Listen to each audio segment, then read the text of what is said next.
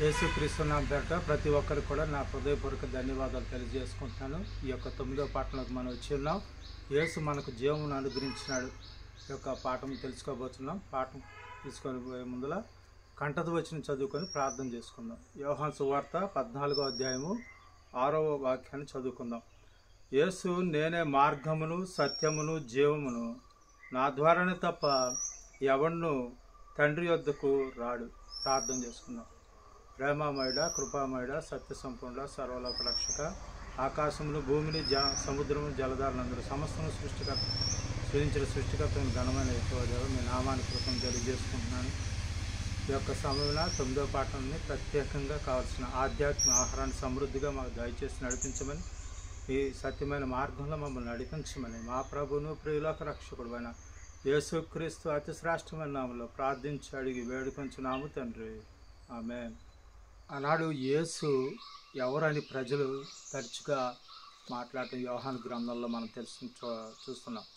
అని ఆ జవాబుకి యేసు ప్రభువు వారు చెప్పిన మాటను మనం గమనించినట్లయితే నేను ఉన్నవాడిని అని తెలియజేస్తున్నారు.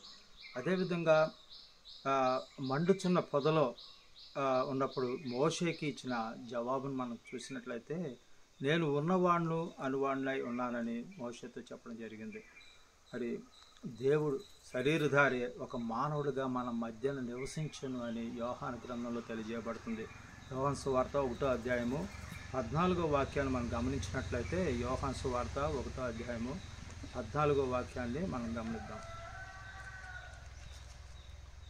ఆ వాక్యము శరీరధారియే కృపాసత్య సంపూర్ణుడుగా మన మధ్య నివసించును.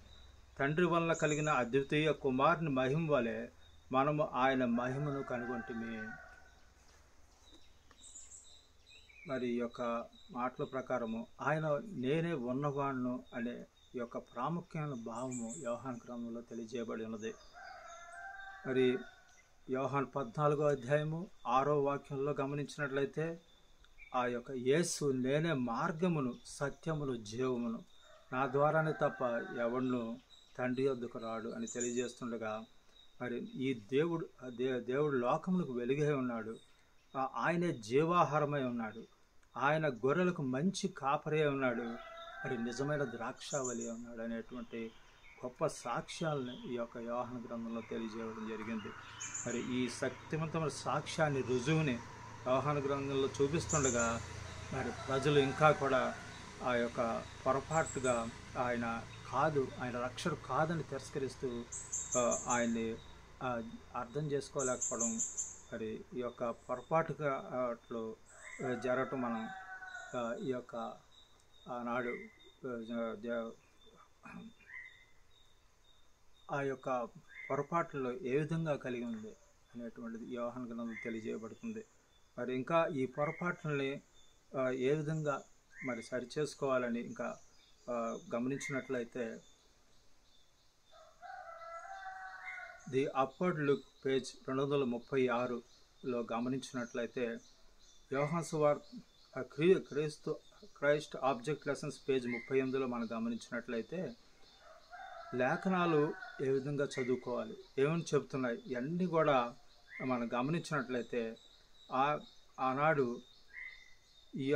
ఆ యొక్క వాక్యము ఆయన మార్గము సత్యము జీవమై ఉన్నది. ఈ సజీవ వాక్య లేఖనాలను మరి గమనించినట్లయితే మోషే నుండి ప్రవక్తలందరికీ కూడా ఆ యొక్క లేఖనాలు వాళ్ళ హృదయాలు తెరవబడి ఉన్నాయి. మరి వాక్యాన్ని అర్థం చేసుకోవాలనేటువంటిది చాలా ప్రాముఖ్యంగా మనకి తెలియజేయబడుతుంది. అదేవిధంగా ది అప్వర్డ్ లుక్ పేజ్ 236లో కూడా మనం చూసినట్లయితే ఈ యొక్క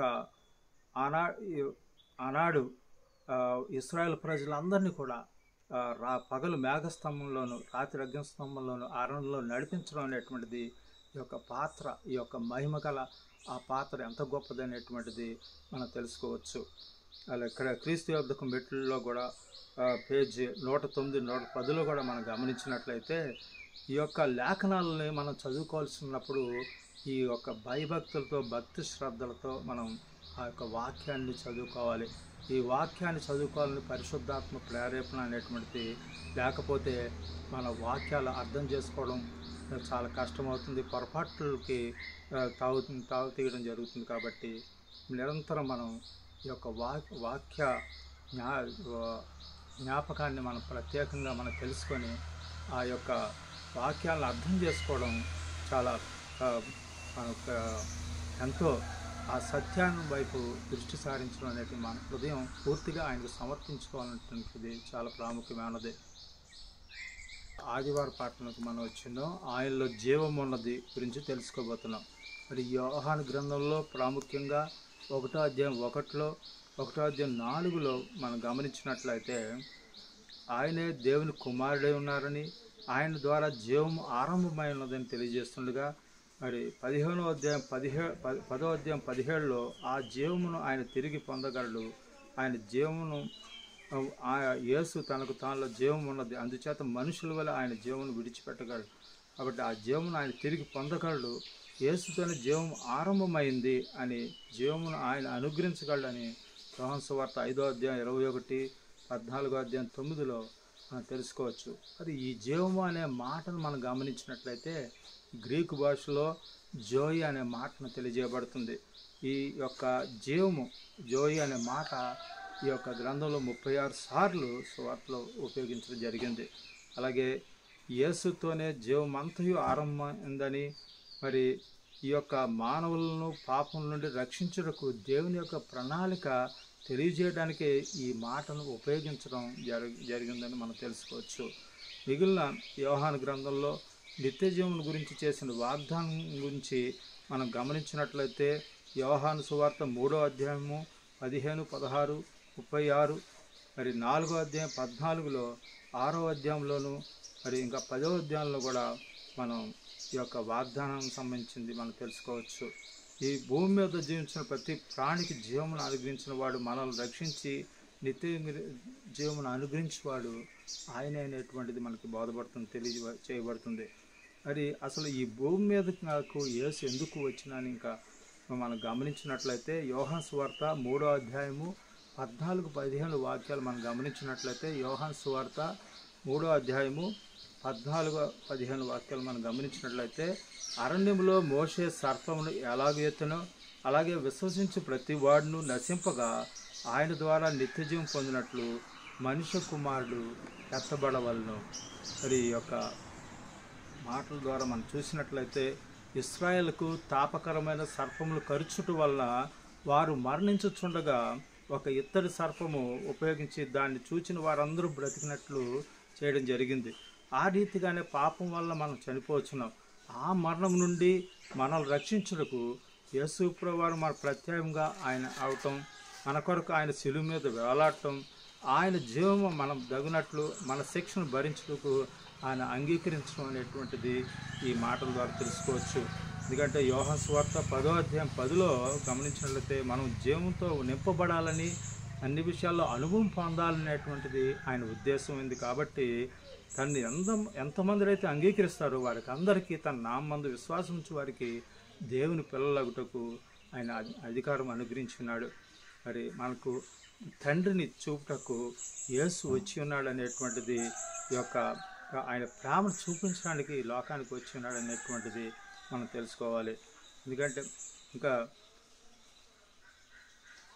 this day with God page 189లో కూడా మనం గమనించినట్లయితే క్రీస్తు అనుచరులు చాలామంది ఆయన విడిచి వెళ్ళిపోతున్నప్పుడు 12 మంది శిష్యులు మీరు కూడా వెళ్ళిపోతారా అని ప్రశ్న వేసినప్పుడు సీమోను పేతురు అనే మాటలు మనం గమనించినట్లయితే యోహాను సువార్త 6వ అధ్యాయము 68లో మరి ఆయన మాటలు మనం గమనించినట్లయితే, నన్ను గూర్చి సాక్ష్యం ఇచ్చు వేరొకడు కలడు. 6వ అధ్యాయము 68లో మనం గమనించినట్లయితే సీమోను పేతురు అంటున్న మాటలు, ప్రభువా ఎవరి యొద్దకు వెళ్ళదుము? నీవే నిత్యజీవ మాటలు గలవాడు, నీవే దేవుని పరిశుద్ధుడు అని మేము విశ్వసించి ఎరిగి ఉన్నామని ఆయనతో చెప్పాను. మరి ఈ మాటలు మనం గమనించినట్లయితే పూర్ణ హృదయంతో ఆయన్ని విశ్వసించి ఆయన పట్ల మనకున్న ప్రేమ మరియు భక్తిని చూపించడం ద్వారా ఆయన్ని గౌరవించి ఆయన ఆశీర్వాదం మనం అనుభవించగలము. మరి ఆ యొక్క మన ప్రేమకు, ఆయన ప్రేమకు మన హృదయాలను తెరిచి ఉంచాలి. లేని పక్షంలో మనుష్యుడు లోకమంతటిని సంపాదించుకొని తన ప్రాణమును పోగొట్టుకునే అతనికి ప్రయోజనం ఏమిటి? కాబట్టి మనం ఎప్పుడైతే ఆయన నిత్య జీవ మాటలు అంగీకరించి ఆయన నిత్య జీవ సత్యం ఆయన నిత్య జీవ మాటను గైకొని తెలుసుకొని ఆయన సత్య ప్రకారం నడుచుకున్నప్పుడు అద్భుతమైన ఆశీర్వాదాలు పొందుకుంటానని చాలా ప్రాముఖ్యమైనది. ఇంకా the review and herald June 10, 1890 పేరా 13లో కూడా మనం గమనించినట్లయితే ఈ యొక్క ఆయన నిజమైన గొర్రెల కాపరి యొక్క స్వరం మనం ఎప్పుడైతే మనం వింటామో ఆ యొక్క వినయ విధేయత మార్గంలో మనం నడుచుకొని ఆయన శాశ్వతమైన జీవిత బహుమతిని మనం పొందుకోగలుగుతాం. ఎందుకంటే మనం శాశ్వత జీవితాన్ని కోల్పోలేం కాబట్టి మనం ఆయన పరలోకంలో ఆయన సింహాసనం చుట్టూ ఆ యొక్క దేవుడు అనుగ్రహించే ఆ యొక్క రాజ్యంలో ఆ విమోచన గీతాన్ని పాడుకుంటూ ఆ యొక్క దేవునితో ఉండటం అనేటువంటి చక్కటి ఆశీర్వాదాలు మనం కూడా పొందుకుంటాం అనేటువంటి ఈ పాఠం ద్వారా తెలుసుకోవాల్సింది.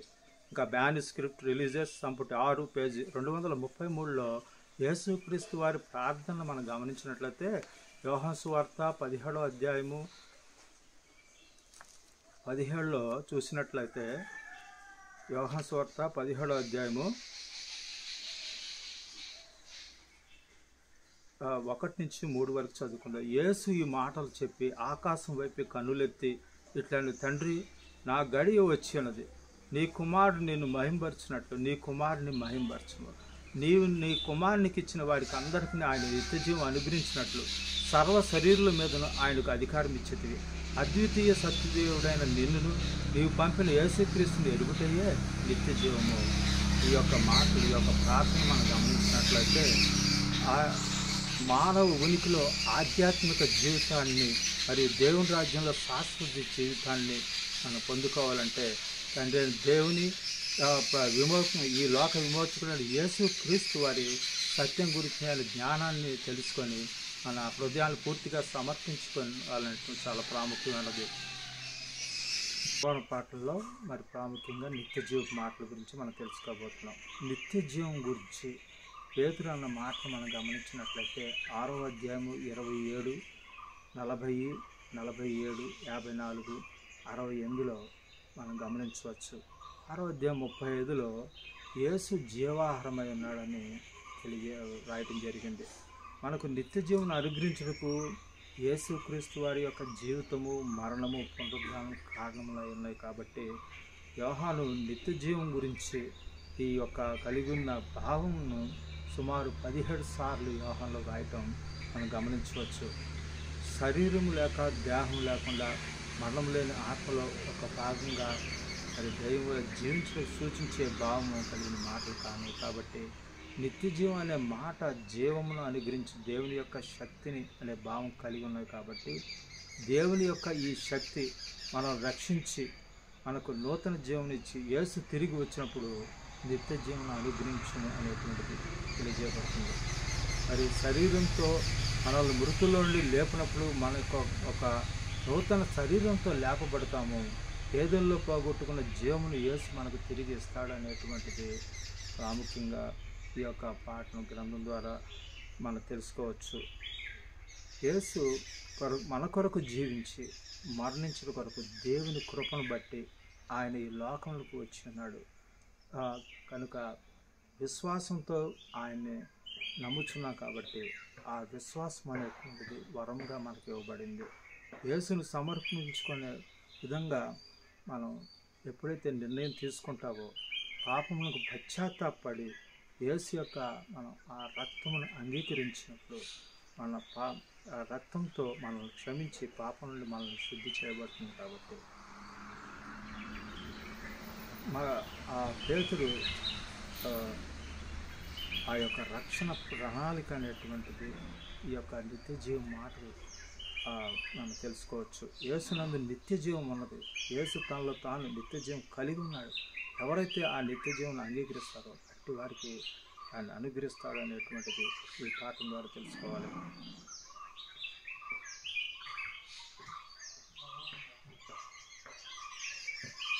That I may know him page 69లో మనం గమనించినట్లయితే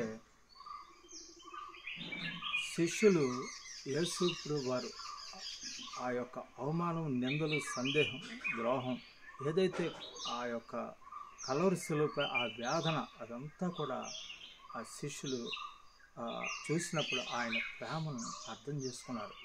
ఆ ప్రేమ యొక్క లోతు, ఆ యొక్క కుమారుని పడుతున్న బాధలు, తండ్రి కలిగిన బాధలు అని వారు గ్రహించుకున్నారు.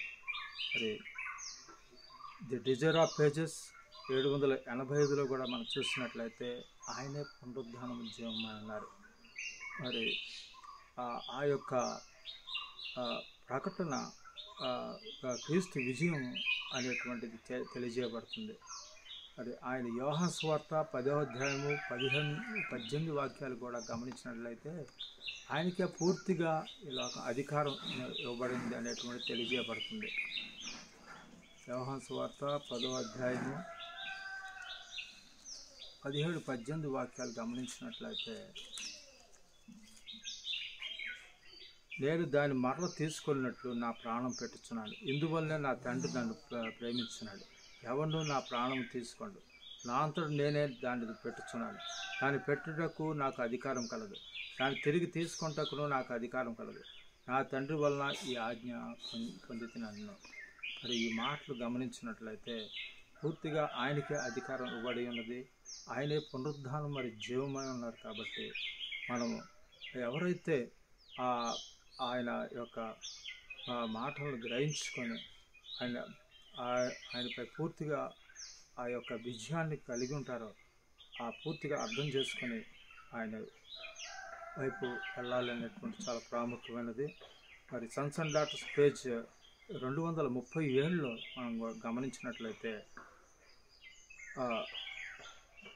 క్రీస్తు మానవత్వంతో ఏకమై ఉండటం, ఆయన మానవత్వం ఆత్మలో అతనితో జీవంతో ఒకటి అవటం, ఇది ఎవరైతే దేవుని వాక్యానికి విధేయత కలిగి ఉంటారో వాళ్ళు పూర్తిగా అర్థం చేసుకోగలుగుతారు.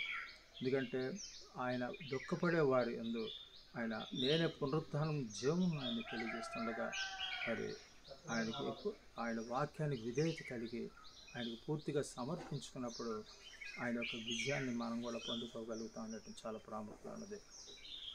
మంగళవారం పాఠంలో తిరిగి జన్మించడం గురించి తెలుసుకోబోతున్నాం. మరి యోహాను సువార్త 20వ అధ్యాయం 31లోను, యోహాను సువార్త 1వ అధ్యాయం 12-13లో మనం గమనించినట్లయితే యేసును నమ్ముటకు ఆయన నిత్య జీవమును అంగీకరించుటకు సహాయపడే విధంగా యోహాను తన పుస్తకంలో వ్రాయటం జరిగింది. దేవుడు మనల్ని ఏ విధంగా రక్షించి ఉన్నాడు అనే విషయాన్ని కూడా పొందుపరచడం జరిగింది.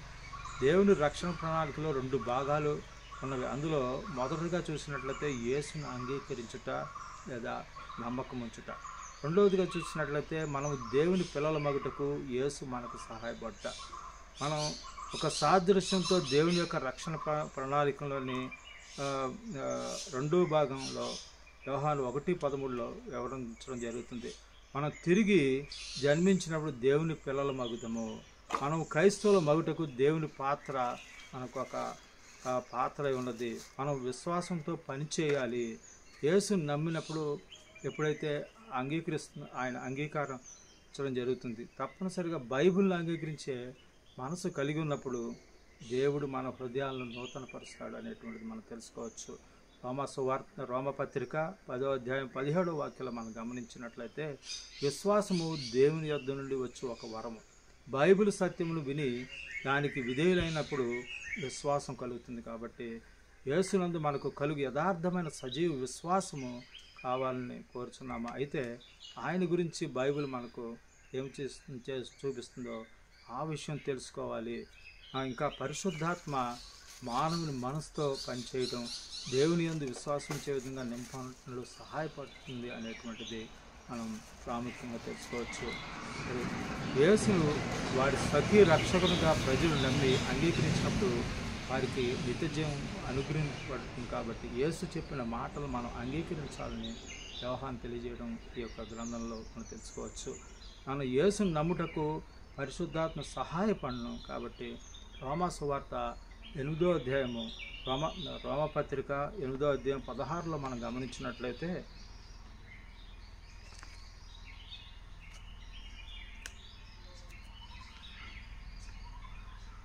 మనము దేవుని పిల్లలమని ఆత్మ తానే మన ఆత్మతో కూడా సాక్ష్యం ఇచ్చుచున్నాడు. కాబట్టి ఈ యొక్క మాటలు మనం చూసినట్లయితే పరిశుద్ధాత్మ మన హృదయంలో పనిచేయడం ద్వారా యథార్థమైన ఆ యొక్క విశ్వాసం మనలో కలుగుతుంది. కాబట్టి ఇది ఒక ప్రాముఖ్యమైన విశ్వాసం అనేటువంటిది, ఒక ప్రాముఖ్యమైన జీవనం అనేటువంటిది మనం తెలుసుకోవాలి. మరి ఈ యొక్క దేవుని విశ్వాసమే దేవుని యొద్ద నుండి వచ్చి వరం అయి ఉన్నది. ఎఫెసీయులకు రాసిన పత్రిక 2వ అధ్యాయం 8వ వాక్యము, 1 కొరింథీయులు 1వ అధ్యాయం 15 నుంచి 24, 1 కొరింథీయులు 2వ అధ్యాయం 1 నుంచి 6 మరి ఈ వాక్యాలు తెలియజేయబడుతున్నాయి. The Ellen G White comments, the Seventh Day Adventist Bible Commentary, volume 6, పేజీ 1101లో మనం గమనించినట్లయితే పాత స్వభావాన్ని విడిచిపెట్టాలి అనేటువంటిది ప్రాముఖ్యంగా తెలియజేయబడుతుంది. ఎందుకంటే ఈ యొక్క పరిశుద్ధాత్మ ద్వారా ఈ క్రొత్త జీవితాన్ని కలిగి ఉన్నవారు మరి ఆ యొక్క సత్యాన్ని పూర్తిగా అంగీకరించి ఆ సత్యమైన మార్గాలను నడుచుకుంటారు. ఎప్పుడైతే పాత స్వభావాన్ని అనుసరించేవారు వారు ఈ యొక్క పరిశుద్ధాత్మ అంగీకరణ లేకుండా ఈ యొక్క పాత స్వభావాలు కలిగి ఉంటారని తెలియజేయబడుతుంది. ది డిజైర్ ఆఫ్ పేజెస్ 509లో మనం గమనించినట్లయితే ఈ యొక్క యూదులు ఆనాడు మరి ఆ యొక్క క్రీస్తు వారి రాజ్యాన్ని స్థాపించడానికి మానవ అధికారం ద్వారా అమలు చేయబడిన చట్టపరమైన చట్టాల ద్వారా పరిపాలించాలి, స్థాపించాలి అనేటువంటిది కలిగి ఉండేవాళ్ళు. కానీ ఈ యొక్క దేవుని రాజ్యం పరిశుద్ధమై ఉన్నది, నా రాజ్యం ఈ లోకానికి సంబంధించింది కాదని దేవుడు తెలియజేస్తున్నారు. యోహాను సువార్త 18వ అధ్యాయం 36లో మనం గమనించవచ్చు. ఇవి కాకుండా లిఫ్టింగ్ అప్ పేజ్ 124లో కూడా మనం గమనించినట్లయితే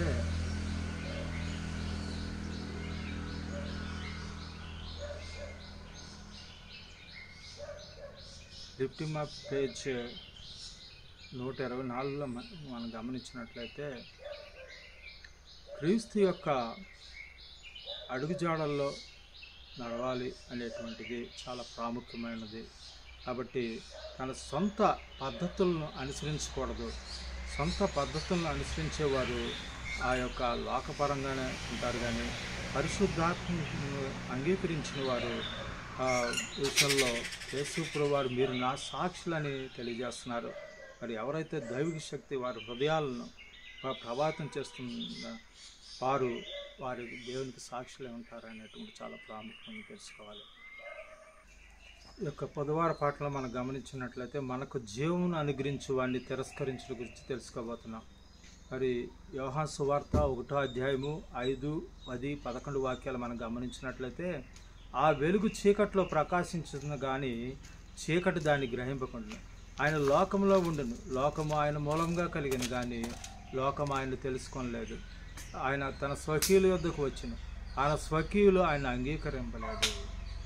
మరి ఈ యొక్క మాటలు మనం గమనించినట్లయితే యేసు ప్రభువు నేను ఉన్నవాడును అనువాడినై ఉన్నానని తెలియజేస్తుండగా యూదులు ఇంకా తిరస్కరిస్తున్నారు అని పౌలు మట్టుకు ఆయన హెచ్చరిస్తూనే ఉన్నాడు. కాబట్టి మీ ధైర్యంను విడిచిపెట్టకూడదు అని హెబ్రీయులకు రాసిన పత్రిక 10వ అధ్యాయం 35లో తెలియజేయబడుతుంది.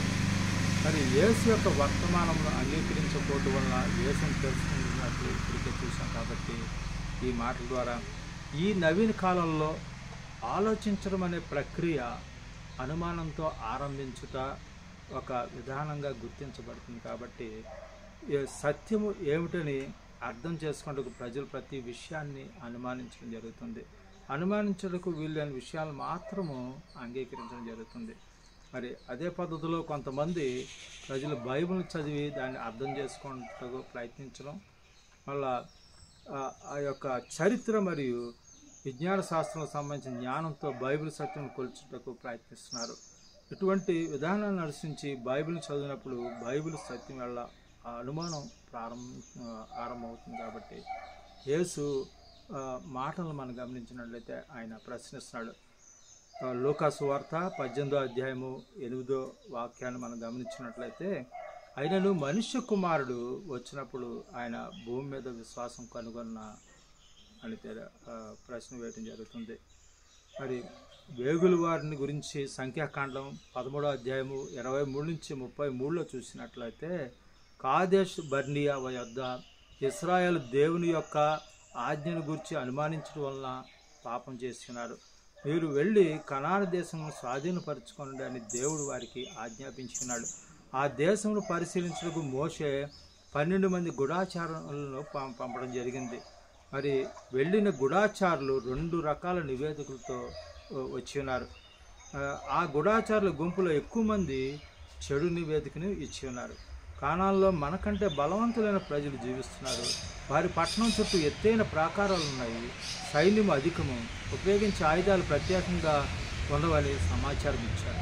మరి ఈ గుంపులో చెందిన గూఢచారులు ఒకప్పుడు ఐగుప్తులో బానిసలుగా ఉన్నారని కూడా జ్ఞాపకం చేసుకోవాలి. అందుచేత వారికి సైనికుల వలె పోరాడే అనుభవం ఇశ్రాయేలుకు లేదని చెప్పడం జరిగింది. కనాన్ దేశం స్వాధీనపరచుకునేందుకు 10 మంది వ్యతిరేకించడం, మరి 2 మాత్రము దేవుని శక్తి అందు విశ్వాసం కలిగి ఉండటం మనం గమనించవచ్చు. ది అపోల్డ్ లుక్ పేజ్ 325లో మనం గమనించినట్లయితే, ఈ యేసుక్రీస్తు వారు ఈ లోకానికి వచ్చినప్పుడు ప్రజలందరూ కూడా ఆయన మాటలను అర్థం చేసుకున్నారు, శ్రద్ధగా ఆయన మాటలు విన్నారు. కానీ ఆయన పాపంలో ఉన్న వారి దెయ్యాలను, ఆ యొక్క అపవిత్రాత్మలను గద్దించి వెళ్ళగొట్టడం యోహాను సువార్త 15:25లో మనం తెలుసుకోవచ్చు. కానీ ఈ యొక్క యోధా నాయకులు 10,000 మంది పూర్తిగా ఆయన్ని తిరస్కరించుకున్నారు, మరి దూషించారు, హింసించడం జరిగినది. Selected Messages page book 1 page 15లో కూడా గమనించినట్లయితే, ఈ లోకంలో మరి ఎవరైతే ఆ యొక్క లేఖనాల యందు అనుమానంతో ఉన్నారో, వారు అవిశ్వాసం కలిగి ఉన్నారో, ఆ యొక్క ఆధ్యాత్మ చీకటి ఈ యొక్క ప్రజలను కప్పివేయటం మనం తెలుసుకోవచ్చు. అందుకనే ఈ యొక్క దేవుని వాక్యమందు ఆ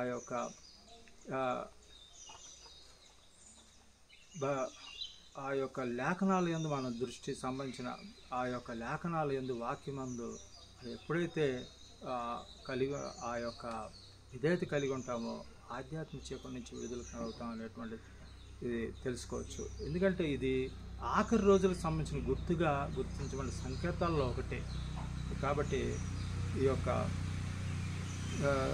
టెస్టిమోనీస్ ఆఫ్ చర్చ్ సంపుటి 4 పేజీ 149, 150 కూడా గమనించినట్లయితే, బాధ్యతాయుతమైన స్థానాల్లో ఉన్న వ్యక్తులు ఎవరైతే ఉన్నారో తమ హృదయాలను ఎప్పుడైతే అవిశ్వాసానికి అప్పగించుకున్నప్పుడు వారు చెడులో చేసే పురోగతికి అవధులు లేవు.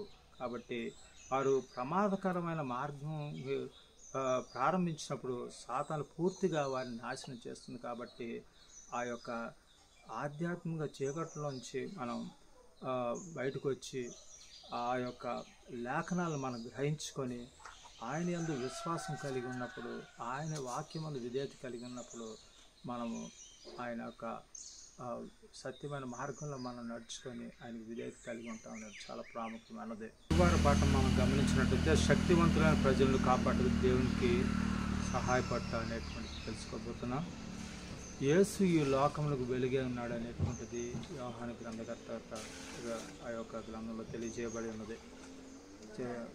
మనము ఆ వెలుగును తిరస్కరించినప్పుడు మనం కూడా బైబిల్ను అనుమానించే ప్రమాదంలో పడి పాపం చేయడం జరుగుతుంది. కాబట్టి యేసును తిరస్కరించినప్పుడు వెలుగు నుండి తొలగి చీకటిని అంగీకరిస్తాం. కాబట్టి హవ్వ విషయంలో దేవుని ఆజ్ఞను అనుమానించింది. ప్రేమమయుడైన దేవుడు ఆయన సృజించిన మనుషులను, జంతువులను నాశనం చేయడానికి తలంచింది. హవ్వ సర్పమును నమ్మి ఉన్నది.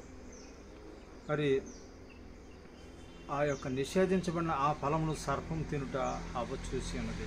ఫలం తిన్న తరువాత కూడా బాధ లేకుండా మాట్లాడుతున్నది ఆశ్చర్యపోయింది.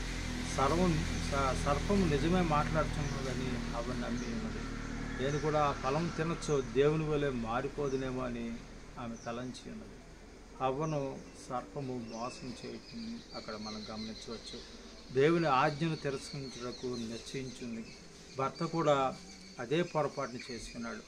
కాబట్టి ఈ యొక్క మత్తయి సువార్త 4వ అధ్యాయము 1-4లో మనం గమనించినట్లయితే అరణ్యంలో సాతాను యొక్క మోసాలని ఎదిరించుటకు పోరాటకు మరి యేసు ప్రభువారు లేఖనాల ద్వారా ఏ విధంగా మాట్లాడారు అనేటువంటిది మనం ఒకసారి మత్తయి సువార్త 4వ అధ్యాయం 1-4లో తెలియజేసిన ఆ సంభాషించిన మాటలు మనం చదువుకుందాం. అప్పుడు యేసు అపవాది చేత శోధింపబట్టకు ఆత్మ వల్ల అరణ్యములకు కొనిపోబడిన 40 దినములు 40 రాత్రులు ఉపవాసం ఉండిన పిమ్మట ఆయన ఆకలి గొనుగా ఆ శోధకుడు ఆయన వద్దకు వచ్చి, నీవు దేవుని కుమారుడైతే ఈ రాళ్ళు రొట్టెలగినట్లు ఆజ్ఞాపించమని. అందుకు ఆయన, మనుషుడు రొట్టె వలన మాత్రం కాదు కానీ దేవుని నోటి నుండి వచ్చి ప్రతి మాట వలన జీవించడానికి రాయబడి ఉన్నదానిలో. మరి ఈ మాటలు గమనించినట్లయితే మరి యేసు ప్రభువారు సాతానుకు బైబిల్ వాక్యాలతో సమాధానం అవుతాం మనం గమనించవచ్చు. మరి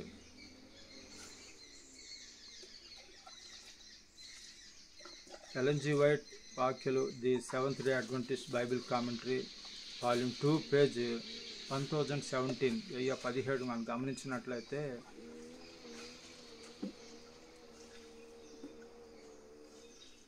దేవుని యొక్క మాటలందు విధేయత కలిగి ఉండాలి అనేటువంటిది తెలియజేయబడుతుంది.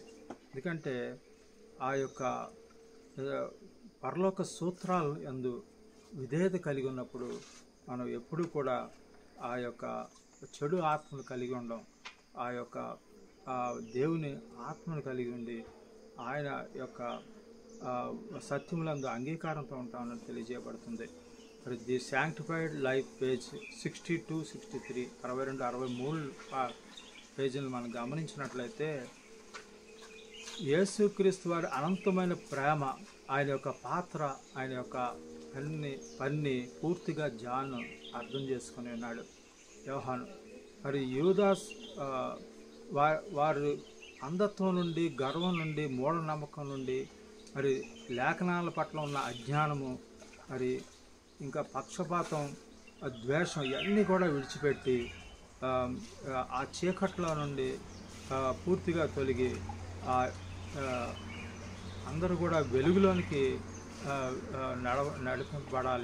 నడవాలనేటువంటిది ఆయన తెలియజేస్తున్నాడు. ఇంకా ద డిజైర్ ఆఫ్ పేజెస్ 118, 120లో కూడా మనం గమనించినట్లయితే అరణ్యంలో 40 దినములు ఆ యొక్క ఉపవాసం ఉండి ప్రార్థనలో ఆ యొక్క యేసు ప్రభువారు మరి ఆ యొక్క సాతానుతో ఉన్న పోరాటాన్ని మనం గమనించినట్లయితే ఆయన లేఖనాలతో సాతానుకు సమాధానం ఇవ్వగలిగి ఉన్నాడు. కాబట్టి ఈ యొక్క కడవరి దినంలో మనం కూడా ఉండగా మరి ఆ యొక్క సాతానుతో పోరాటం ఏ విధంగా ఉంది, లేఖనాలను గ్రహించుకొని మనం కూడా ఏ పొరపాటులో పడకుండా ఆయన ఆ యొక్క సాతానుకు బుద్ధి చెప్పాలనేది చాలా ప్రాముఖ్యమైనది. ఫిలిప్పీయులకు రాసిన పత్రిక 2వ అధ్యాయం 8వ వాక్యాన్ని మనం గమనించినట్లయితే యేసు ఒక నరుడుగా వచ్చినప్పుడు ఆయన పూర్తిగా సాతానుకు విరుద్ధంగా ఉన్నాడని తాను చూపించి ఉన్నాడు. అయితే యేసు అంతటితో ఆగిపోలేదు. మరియు ఆకారమందు మనుషుడుగా కనబడి మరణం పొందినంతగా, అనగా శిలువ మరణం పొందినంతగా విధేయత చూపిన వాడే తను తాను తగ్గించుకొని ఉన్నాడు. అలాగే యెషయా గ్రంథము 53వ అధ్యాయం 5లో కూడా గమనించినట్లయితే యేసు మన అతిక్రమలను బట్టి అతడు గాయపరచబడిను, మన దోషములను బట్టి నలుగొట్టబడిను, మన సమాధానార్థమైన శిక్ష అతని మీద పడిను, అతడు పొందిన దెబ్బల చేత మనకు స్వస్థత కలుగుతున్నది. మనం పొందవలసిన శిక్షను దేవుడు యేసుపై మోపి ఉన్నాడు. యేసుకు చెందవలసిన ప్రేమను మన మీద చూపాను. యేసు పాపం చేసినట్లు ఎక్కడ ఆయన మీద నేరం మోపబడలేదు. అయితే మన పాపం నిమిత్తము దేవుడు యేసును శిక్షించి ఉన్నాడు. ఆ విధంగా చేయడం ద్వారా యేసు యొక్క పవిత్రమైన జీవితమును బట్టి మనల్ని అంగీకరించే అవకాశంను కలిగించి ఉన్నాడు. దేవుని కృపను పొందుటకు మనం ఏమీ చేయలేదు, కానీ మనకు ఏర్పాటైన మరణమును యేసు స్వీకరించి ఉన్నాడు. యేసుకు చెందిన జీవం మనం పొందుటకు వీలుగా ఆయన ఆ విధంగా చేసి ఉన్నాడు కాబట్టి ఆయన గాయం వల్ల మనకు స్వస్థపరచబడి ఉన్నాము. ప్రార్థన. ప్రేమామయుడ, కృపామయుడ, సత్య సంపూర్ణ, సర్వలోక రక్షక, ఈ యొక్క 9వ పాఠంలో మాకు కావాల్సిన ఆధ్యాత్మిక సత్యాలు మాకు బోధించినారు. దీన్ని బట్టి కృతజ్ఞతలు తెలియజేసుకుంటున్నాం. పాపాల నుంచి మళ్ళీ దయచేసి మీ సహాయం దయచుకోమని దయగల తండ్రి, మీరు ఇచ్చిన లేఖనాలను మేము గ్రహించుకొని ఏ యొక్క ఆధ్యాత్మిక అమృతంలో పడిపోకుండా మీరే మమ్మల్ని ఆధ్యాత్మిక వెలుగును మాపై ప్రకాశించేమని, మాలో ఆధ్యాత్మిక ఆహారం సమృద్ధిగా నింపమని, మీ జీవాన్ని మాకు దయచేయమని, నిత్య జీవ మాటలతో మమ్మల్ని మీ సన్నిధికి నడిపించమని మా ప్రభును ప్రియలోక రక్షకుడైన యేసుక్రీస్తు అతి శ్రేష్టమైన నామములో ప్రార్థించాడు వేడుకొంచున్నాము తండ్రి. ఆమేన్.